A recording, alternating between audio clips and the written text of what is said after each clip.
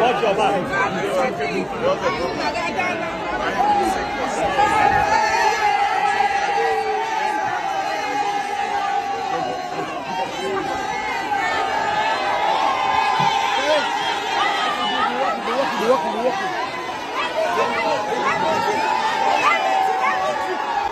Abusia Ghana hanwon say we the politicians na chi now we are adwin say woni wunua ba akoko because of o godfather bi or politics mu osoro ho you are doing a big mistake hwe odo ene said ye president ye John Dramani Mahama ene ye former vice president ye Dr. Mahmoud Bawumia hwe odo na program na omko embe bo videos bi match you be shocked na wo hwede omusi nam wo omaka bom say anuano because omunyina sabsabio omu free northern part of Ghana.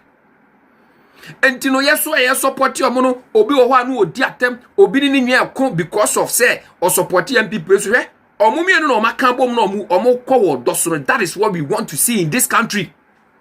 Enye se wo sori anu akotra radio so na wo deep pani bi atem enye se bia wakọ se ye Ghana ye nkora na ye ba ne de eje se wo hu se pani bi ayade bi no ne nipa ne nya adwene obedi na tem femfram.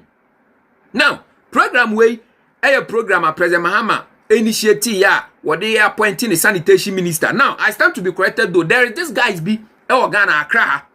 You're from bus stop guys. What they are doing is that omoko various bus stops in the street ni ma efi adokro man no mu jiji. And a man for support you among kakranka kana President Mahama ehu ye no say no. These guys are really doing well. Intimame show money munyam. Now program na say no omo invite one of the guys or can bus stop guys no. Na guy is very sensible and somehow catch Mr. President no. You will be shocked. You enjoy any feed in Ibimra. To the chairman of this beautiful ceremony, all protocol duly observed, and to the president, I call you the father of volunteers. Because at the time you gave us the 50,000 was at the hardest point of our lives where we wanted a mini excavator to be able to do a lot of the silting. And fast forward today, I'm so grateful personally because at the end of the day, it started with me, and everybody here also saw the need to join. We are so grateful. Let me also remind you, Mr. President, there are already existing 12 young volunteer groups doing same as we do. The likes of Keep Kumasi Cleaner in Kumasi, the Brotherhood is in Koklobite, the Gandangbe youth are somewhere, was the name Choco. So we are so grateful, and because of your kind support, many of the youth are seeing the need to be involved in this. Say, I am particularly passionate about this journey because I do understand that the foundation of life is the environment. And once the environment starts going bad, it simply means that we are going to have more people walking to the hospitals. And no matter what, we cannot guarantee deaths for 100 people falling sick in a day. So we are so grateful, and we say with this, we are going to push it much harder to reiterate and to state that indeed Ghana is the gateway to Africa, and we must start to ensure that we have cleaner space everywhere. Finally, sir, before I conclude, I also want to remind you that as a student of history, I know that as far back 1996, Rwanda was fighting genocide. Say, today they are the cleanest city in Africa. It saddens my heart because I know Ghana hasn't gone to any war, meaning that we can do much better. But we need to say deliberately involve young people in the campaign of environmental sustainability. I remember an advert that talks about drugs when I was young. That says Akwalawo Koyin, Wowi, cocaine. I still remember these ads after 30 years. All I'm trying to say is that infographics are very powerful too. We need to deliberately put them on our media spaces in order to change the mindset of the collective. Thank you, sir. Abusho, sensible guy, and on say Oyobia or Kaini Nuano, and to ya President Aman and Munyam, one of the guys in the bus stop guys, you know. But our Sanso Bobo name call for Musu the same way can be said by our president attention so call when your friend on your door, on your hypocrite, or no be on one or person de biodidi or Kaini Nuano. Now, we share the story next year, corner tier a foot to same way, meaning seme, my 4 foot to a few, so be from Yashamra. One a pano dear. The next year said, Teteno, na Mawume ba, Bedeko Sued man in the ho. Bedeko school in the ho. Said the Medica Akan, Brebi say, na ed Fumujuma and a woho. And Untino, Samewa, Meneme Yeremano, Edi Mechi and the Edo. A phone I no musican in a bame a janho. Me babe man, me maubi.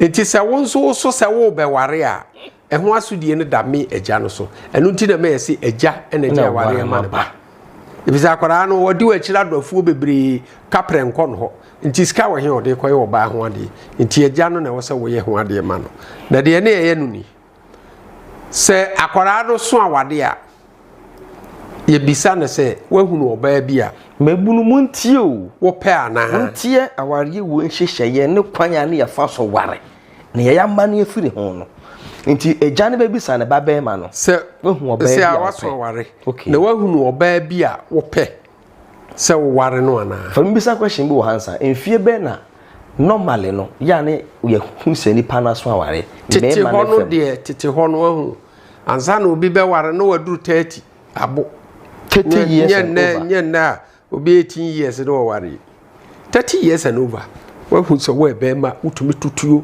tumi do afuo bunuya yes afei na wahu sɛ e ware ma wa ebe yie enti sɛ bisa eba no a na otumi kyerɛ sɛ wa kete sɛ wo na manage ne ho a ana sɛ daabi papa no ene maame no de ani bɛfefam ɛwo sɛ fie we akoda we wɔ mu yi ne ho dwo okura suban pa ntie ne ɛbɛgye na ware ama a background work ni nyina hu sɛ wɔ fie hɔ bɔne bi ani hɔ akoda no wura hɔ bɛyi akoda ɔba no so ɔkɔ wa obuade ɔyɛ ɔba so ɔbɔ no ho mɔden na ɔnyɛ sɛ bi ɔbɛ adwamanfo na fei ɔmɔden sa akɔma akoda no ɔba no ne papa baabi frɛ no kokoko baabi frɛ no hunanim nsa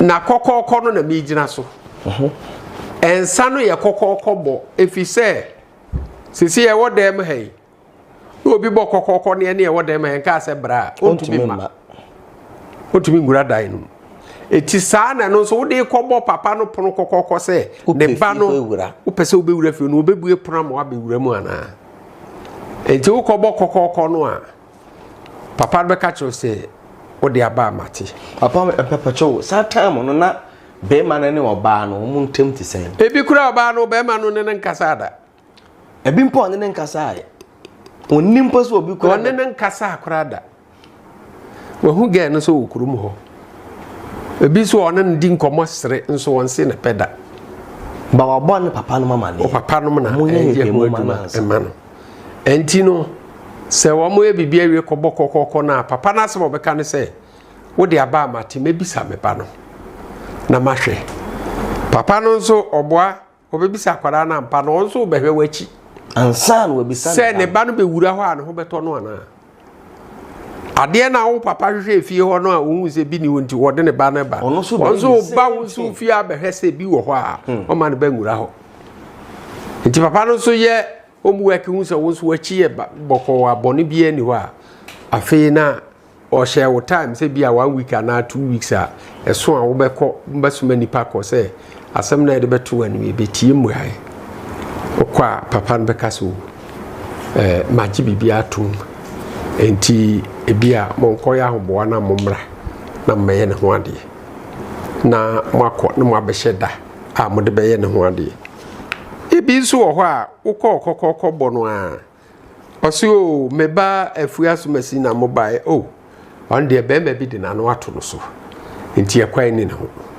na gya mo asade mo nsa na mo de kɔ ɔma mo kwae sɛ mo mɛka ne ho asɛm a mo bɛhyɛ da a mo de bɛkɔ akɔyɛ ne ho adeɛ na efiri hɔ kɔ no nyinaa na papa na gye atum no wo bɛbɔ na akɔhoma sɛ de bɛ ya wo yɛ ma papa no ehuru sɛ wonso wani abre ampa nti mokɔ nimu a akɔhoma bɔ na wo de bɔ no de enye kyenkyerenkyen sɛ bɔna ba wo na wo yɛ de apɛ wade yi ɛda no so na mokɔ a ɔbaa no ɛho ade yo no yasen ha de ɛyɛ no ni abusuam enti aware no de we sitie no na abusuam bo okura na sɛ ukɔbu o mo ba kwase a ukɔbɔ kokoko eska obɛgye no waso bɛ hyitu abusuam de wasi ya bɛ sro piso bɛ subscribe na for hit notification bell no so ya kro bibia stay safe.